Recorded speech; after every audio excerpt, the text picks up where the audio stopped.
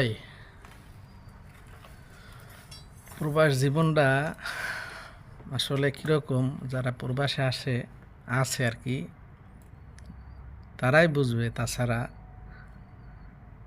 বোঝার মতো কারো সাধ্য নাই। এই যে দেখেন রোদ, বাহিরে কি পরিমাণ রোদ। আজকে তাপমাত্রা হচ্ছে 44 ডিগ্রি সেলসিয়াস এখানে। তো আপনার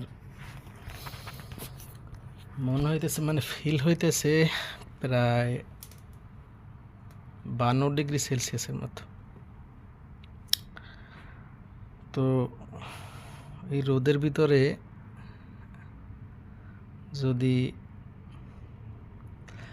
আমারে কোনো রকম আধা ঘন্টা বাইন্ধে রাখে না, আমি শেষ। মানে অটোমেটিক চামড়া